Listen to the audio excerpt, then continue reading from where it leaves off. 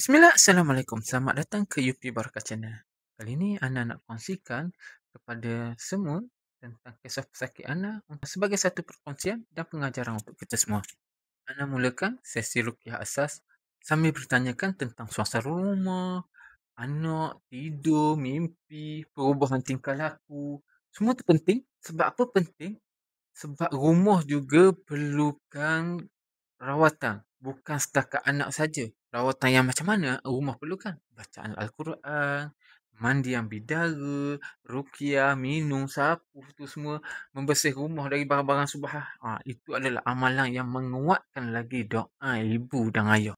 Perlu diingatkan juga, ikhtiar dengan ilmu sembuh dengan izin Allah. Semua kehendak tu adalah dengan izin Allah. Bukan anak yang menyembuhkan, tetapi Allah yang menyembuhkan. Apa-apa perubahan pada anak, anggaplah itu satu ujian yang dapat mendekatkan diri kita kepada Allah Subhanahu Wa Taala.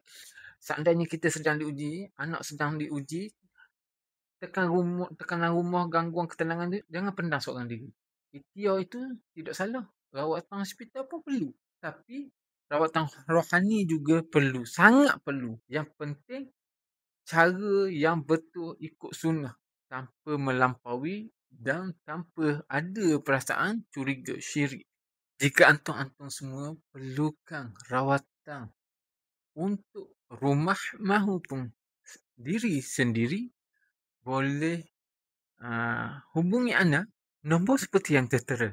Terima kasih kerana sudi menonton. Semoga kisah pesakit kali ini dapat memberi semangat kepada ibu bapa kat luar sana. Allah turunkan ujian kerana dia tahu kita mampu hadapinya. Jumpa lagi di vlog seterusnya, insya-Allah. Assalamualaikum.